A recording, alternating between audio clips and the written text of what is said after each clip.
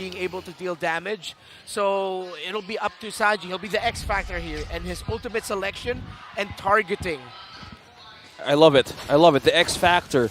The only way to break down the possible move here of RSG is to overload their composition with the lineup of Echo that they can utilize early game. But for now, aiding on the mid lane, it's Carl Teasy getting on the orange first, while on the other hand, Irad had a faster way of getting the two main objectives as a Martis. Yeah, Echo really need to be careful with the ultimates coming in from this Martis. Again, extended team fights works very well here for RSG. And the lower in health Echo are in extended team fights, the more they'll be chained together with ultimates coming in from the Martis. That's the thing, you know, extended team fights for RSG and everything, but Echo, like I said, they have great set potential. So if they're able to find it, whether that's with Yawi or even Carl Teasy, able to secure objectives using the heavy spin, push people away, or lockdown. Yep. And then on top of you have final slash utility, the way that works, right? So Benny Cutie in this part, it's like, hey man, just farm up, get to where you need to be. You're going to be that massive damage dealer that we need in this Beatrix, where it's a little different from that dynamic they had in the previous game, right? So we know that that's the case, and that's why RSG also playing very safely, because right now, early game, they are just relying on Light, right? Light has to land those hooks the best he can, try to get a momentum kind of started here for the Raiders. Yeah, damage investment up top. No wonder the pressure is on the gold lane, and Light is aiding most of the time with the rotation faster and quicker to slow things down a bit for that Beatrix. Yep. Meanwhile, good positioning here by Echo. Carl Teasy, half HP on the turtle. Yep, Carl Teasy going to go ahead and continue to work on that. There's the final slash. Irad going to be in trouble. Can't even get close to the turtle. Has to back off. Turtle will be secured here for Echo. That's the hook that's going to land. Sanford quite low, trying to get away here. Nath does not want to commit to it. He knew the backup was there, though. Oh, Exort, though, goes in to clean up the kill. Sanford single-handedly zoned out Irad and Nath, stopping RSG from contesting that turtle. RSG was able to get a kill out of that. Carl Teasy right at the edge of Akai's belly. Exort not getting connected by that. Oh, the flicker, bloody hunt combo comes in. Benny Cutie will not be able to escape that one. A bit of a near engage here. Benny Cutie lost information on who's going to be in that death bush. Yes. And so far, Yaoi's on the aid with Carl Teasy and mostly in the mid lane. No significant item pickups just yet. Still very even in terms of our item build, although RSG getting a bit more for the hook. Like gonna land a hook here, but it was Yawi. Yawi gonna jump in. Oh, gonna miss the rage. He has to back off. Right at the edge this time of the Tyrant's rage of Yawi. Just the hug range of Akufra. Right at the back. The Tyrant's edge. Yeah, he's lacking some workouts with those lats. Okay. Carl Teasy was actually looking for M on there. Not gonna commit. The heavy spin, still focusing on the top side, but the response from RSG was there. And, you know, we're back to it, basically, for both teams. I mean, RSG is doing a great job at responding where Echo decides to play. So Echo's going to either respond to that, have the counterplay available to them, all before this next turtle comes up, or actually just go even for a full-on fight to match RSG here. Yeah, they need to have their checklist right for Benny Cutie this time, because if they want to have the damage investment to work as early as possible, they need to mind the distance and get information as early as possible. But the turtle here being targeted by two. Okay, now going to make it first. Split already used. There's the heavy spin. He's going to push Light back here. Getting locked down a little bit. Turtle still going to be less than half health. Light will fall. The rest of Echo has now shown up. They're going to jump in. Irad secures the turtle, goes in with a decimation, finds a kill, gets a flicker out as well. Sanji and Yawi run for the mid lane turret. Great work there by Neff this time around to zone out Carl Teasy, and now he's dueling against Sanford. The bottom lane, how brave Neff is, knowing how he can regen with the glue. What else can happen here? Here comes Irad, 2v1. Here comes Irad. Sanford, is he going to be able to escape this one? Tough situation, but meanwhile in the mid lane, Yawi going to get unleashed on by Emon. Still going to be looking for the kill. Can't find it. Bottom side, though. They still in the lane. They finally get the turret there down. Sanford will survive, though. RSG and the tempo they're playing at, their decision making, knowing which targets to take at the right time. They're not just playing around the center of the map, looking and depending too much on light to set things up. Seems like they've learned how to split themselves even more in terms of, okay, you're going to go there in the river, you're going to go down here to the bottom lane, mess them up. And I believe that's one of the biggest improvements that RSG brought out here. They seem more free-flowing. Yeah. Going along with the statement that Coach Panda made before, they used to just keep looking at the errors and fix. But then Coach Panda said, sometimes you just got to let them do what's best, and they're doing it now. Here comes Echo, though. Yeah, we're going to land that rage. Light's the one to be punished and fall. RSG might be looking to bite back here. They know they're outnumbered, though. So they're going to back off for now. Carl Teasy still looking for more. Has the heavy spin available. But it might not be worth it for Echo to force a situation to be in. Irad going to spot out Carl Teasy, and they should be fine for just now. Naft's making his way up. Walking his way up here. Gonna go ahead and poke down. There's the split. Might be looking for the follow-up. Light going to go in. Looks like he flickered in. Not going to land the hook, though. Still going to be going for it. What? Pressing on into the lane. There's the bloody hunt. And Yaoi will fall. And now RSG, once again, a response there. Irad still looking to press the situation under the turret. Going to get terrified. Sanford's right there. Goes in. Carl Teasy will fall. Look at Exort from the backside. And 2-for-1 trade, but a turret, the tier 1 will fall of Echo. That was 3 members being trapped in Glue's goo. And Light and Eman is just holding the way of how Sanji can even chase them. That is Echo being divided. Most of their times they can't get a good set here. Nah, still, my goodness, the transformation he went. I mean, he was a monster in the regular season. But now he's back to the closest we've seen Nath since his MSC Season 9 prime. Dare I say, this is even scarier now. And how well RSG are playing around it.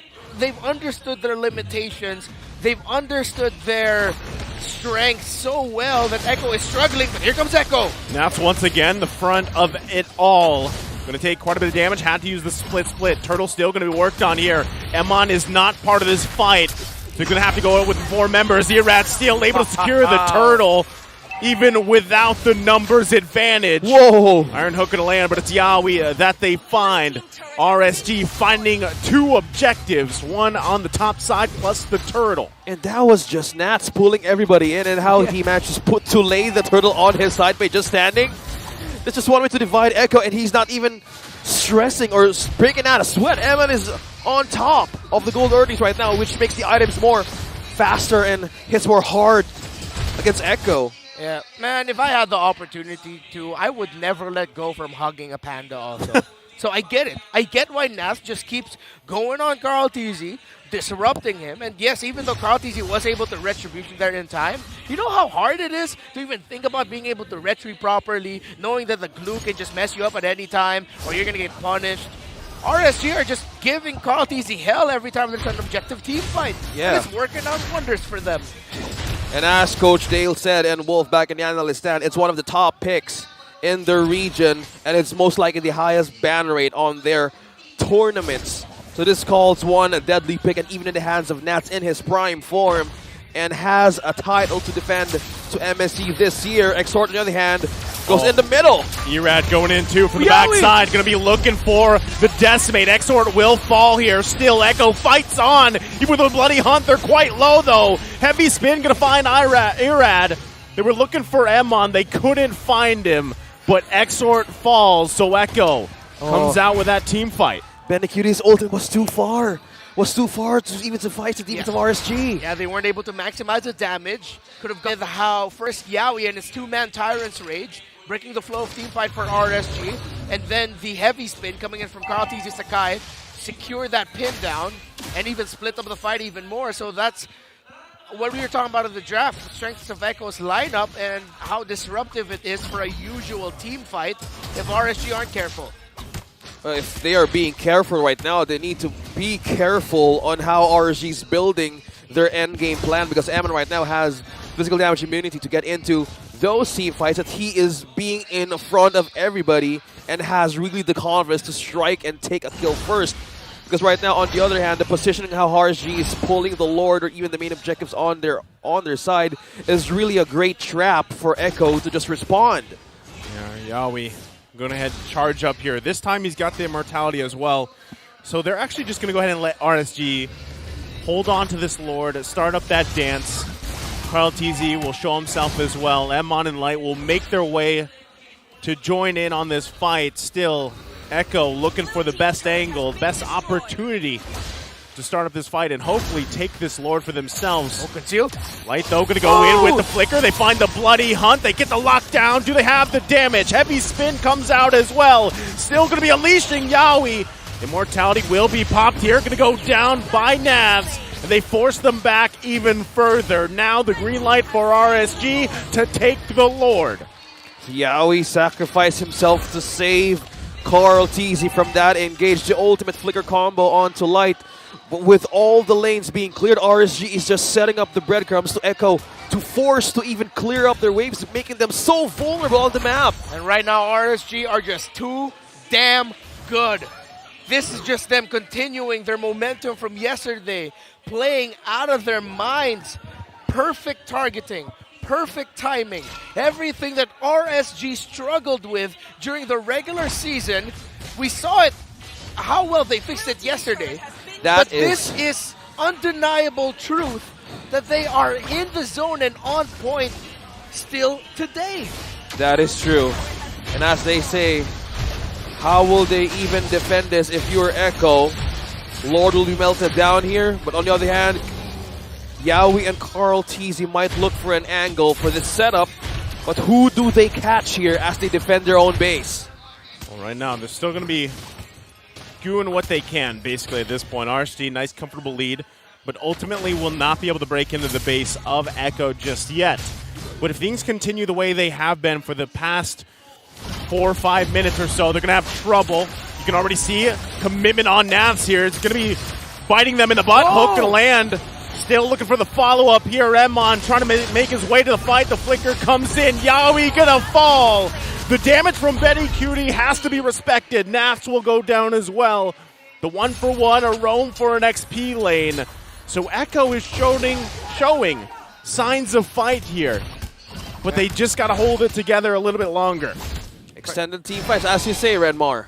The question is, how long can they hold it even longer here? How long can they even hold on? How long can they hold it even longer? Yes. Against the extended longer fights longer. I'm gonna get you back for that, dude.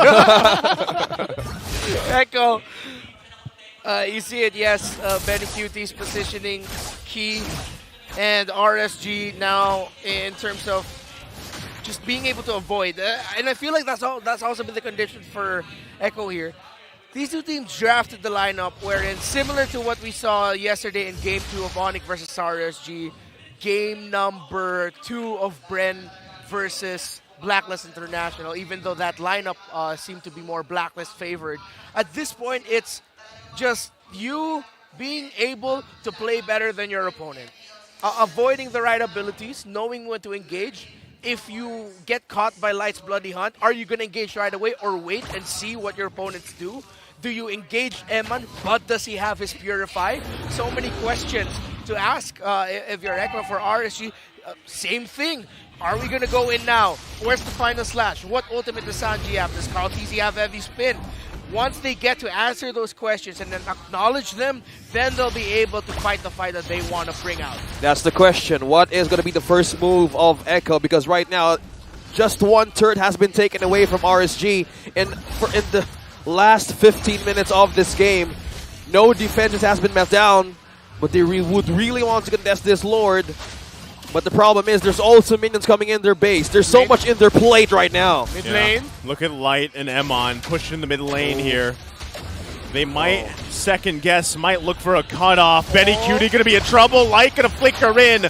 Was hunting for Sanji. Not going to find him just yet. Has to use it on Yawi. Emon looking for the positioning here. Heavy spin going to be used on the defense. Look at the damage, though. Coming out from Emon. Gets the immortality. Meanwhile, Sanford, the focus, 1 versus 3. Still looking for the follow-up. Has the final slash. 1 hit away and will survive. RSG makes the green light go signal for the Lord. We were talking about how RSG could be overloaded by Echo, but it's happening the other way around. Echo is being forced to answer with all of their ultimates to save their lives and go back to the base. One of the smartest plays, pick off, sandwich attempts I've seen this season, but Yaoi finds Naps. Yeah, we're going to find Naps here. Naps will fall. A follow-up from Betty Cutie. Emon now unleashing. They've got more work cut out for them. There's the killing spree from Sanji. 2 down for RSG. They're in trouble now. Emon gets the kill on Yaoi. Sanji going to force Emon back here. And Carl Teasy will take this Lord, securing it for Echo. Irad might want to look to make it happen.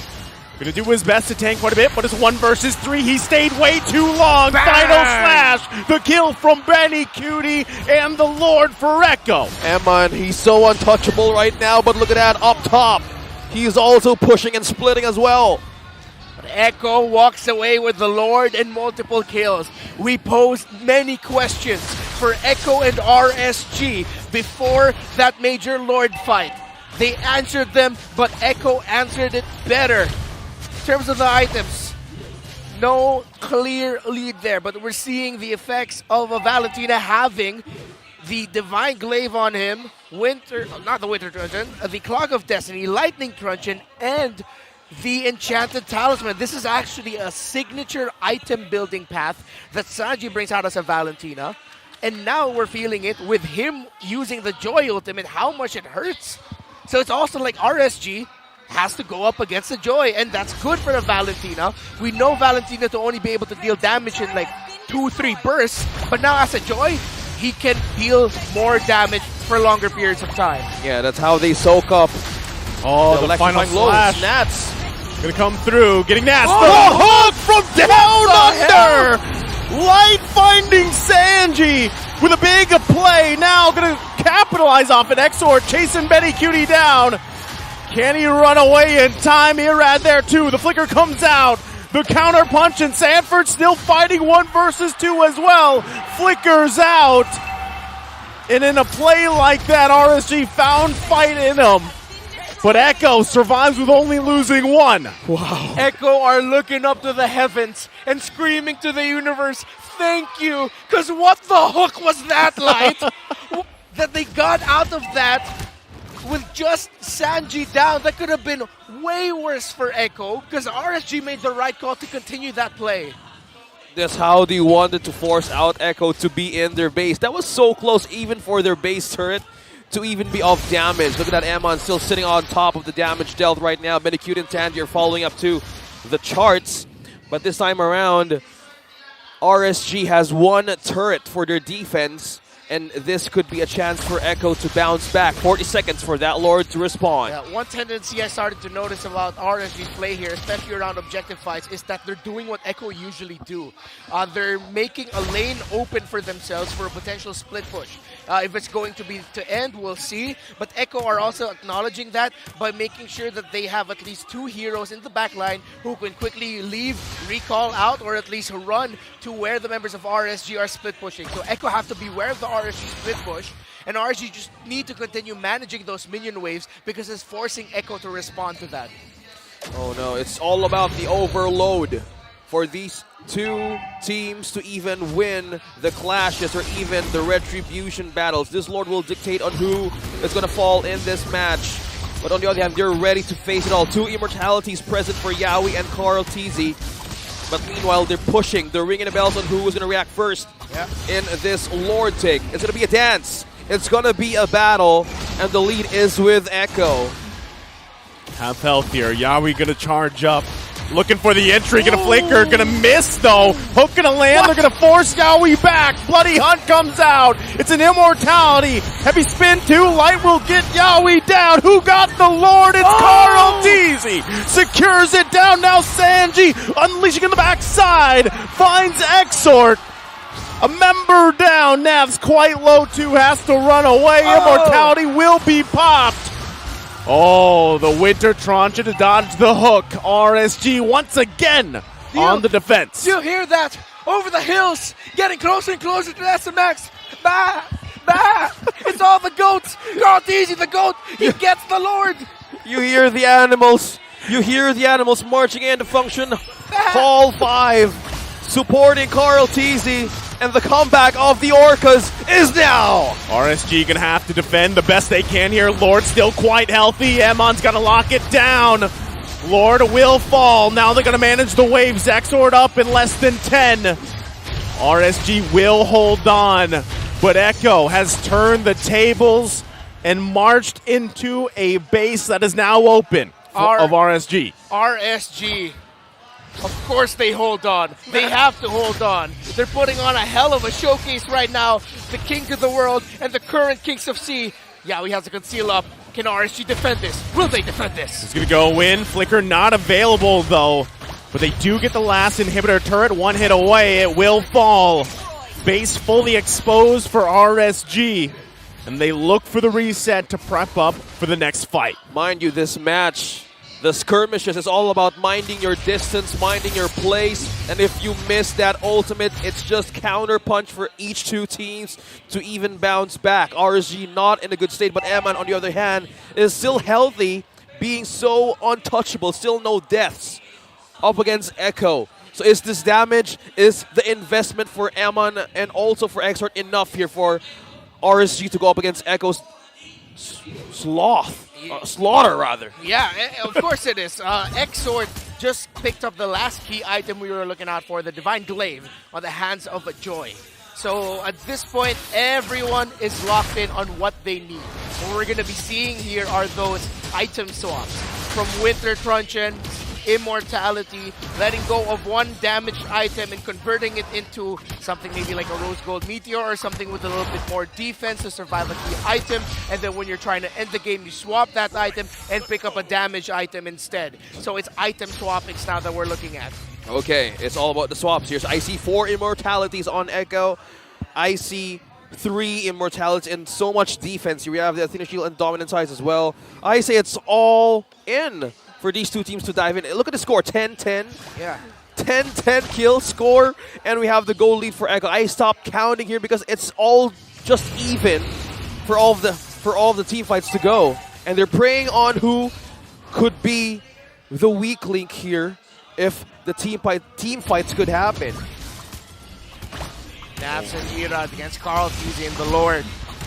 Echo are way up top. RSG have the info. Oh no! Oh, they find the lockdown. Sanford, though, has the immortality. Gonna buy a little more time. Yawi gonna jump in. Finds the rage. There's the final slash. Emon, though, will get locked down with a heavy spin. Has the immortality. The follow-up's gonna be there. Hook not gonna land. Does he survive this? No, he doesn't.